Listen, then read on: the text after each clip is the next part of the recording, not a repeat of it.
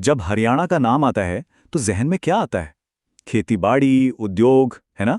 लेकिन क्या हरियाणा की पहचान सिर्फ यहीं तक सीमित है? आज हम आधिकारिक आंकड़ों के आईने में देखेंगे कि शिक्षा के मैदान में भी हरियाणा कितना आगे है और भविष्य के लिए इसकी तैयारी कैसी है। तो चलिए शुरुआत करते हैं एक बहुत ही दमदार आंकड़े से। 2011 की जनगणना को देखें तो हरियाणा की साक्षरता दर थी 76.64%। अब ये सिर्फ एक नंबर नहीं है, बल्कि ये वो बुनियाद है जिस पर राज्य की पूरी एजुकेशनल इमारत खड़ी है। इसी से हमें आगे की कहानी समझने में मदद मिलेगी। तो आज की हमारी पड़ताल में क्या क्या है? हम साक्षरता से शुरू करेंगे, फिर राज्य की बड़ी बड़ी यूनिवर्सिटीज़ को देखेंगे, प्राइवेट और डीम्ड यूनिवर्सिटीज़ पर भी नज़र डालेंगे, और आखिर में बात करेंगे कुछ खास इंस्टीट्यूट्स और रिसर्च सेंटर्स की। तो चलिए सबसे पहले बात करते हैं साक्षरता की। लेकिन जैसा मैंने कहा, ये कहानी सिर्फ परसेंटेज की नहीं है। असल कहानी तो उन संस्थानों की है, उस पूरे नेटवर्क की है, जो इस आंकड़े को ज़मीनी हकीकत में बदलता है। जरा इन नंबर्स पर गौर कीजिए।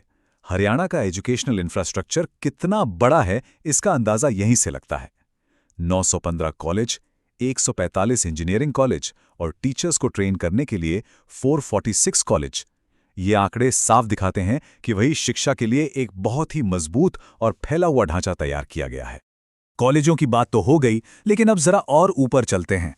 बात करते हैं हायर एजुकेशन के उन बड़े स्तंभों की जिन्होंने हरियाणा की अकादमिक पहचान बनाई है, यानी यहाँ की बड़ी बड़ी सरकारी यूनिवर्सिटीज। ये कुछ ऐसे नाम हैं जो हरियाणा की पहचान बन चुके हैं। सोचिए, 1956 में कुरुक्षेत्र यूनिवर्सिटी की स्थापना हुई, फिर 1970 में खेतीबाड़ी के लिए मशहूर कृषि विश्वविद्यालय आया, और 1976 में महर्षि दयानंद यूनिवर्सिटी। ये सिर्फ बिल्डिंग्स नहीं है, ये वो जगह है जहां से दशकों से ज्ञान और इनोवेशन की धारा बह रही है।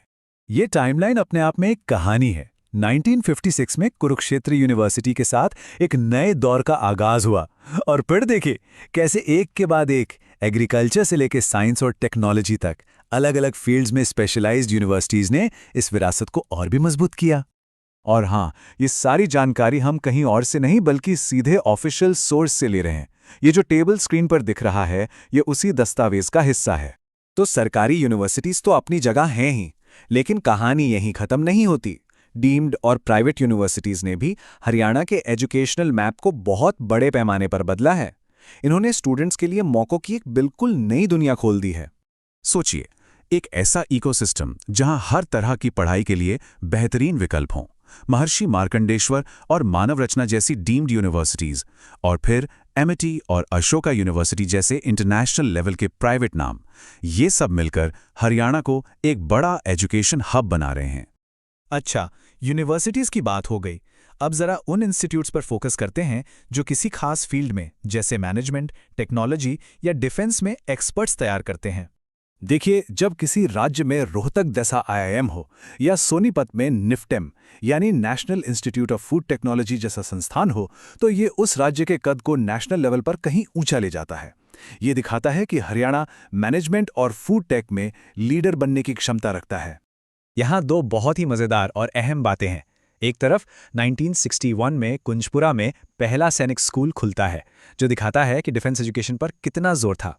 तो दूसरी तरफ उससे भी 2 साल पहले 1959 में रोहतक में लड़कियों के लिए पहला सरकारी कॉलेज खुल गया था। मतलब महिला शिक्षा को लेकर सोच कितनी प्रगतिशील थी। चलिए, अब हम अपनी बातचीत के उस पड़ाव पर पहुंच गए हैं जहां असल में भविष्य गढ़ा जाता है। बात करते हैं हरियाणा के टॉप रिसर्च सेंटर्स की, जो इनोवेशन और रिसर्च के असली पावर हाउस हैं। ये लिस्ट हरियाणा की साइंटिफिक ताकत को दिखाती है। करनाल का राष्ट्रीय डेयरी अनुसंधान संस्थान, हिसार का केंद्रीय भैंस अनुसंधान संस्थान और गुरुग्राम का राष्ट्रीय मस्तिष्क अनुसंधान केंद्र, ये सिर्फ हरियाणा के लिए ही नहीं बल्कि पूरे देश के लिए बहुत अहम संस्थान है।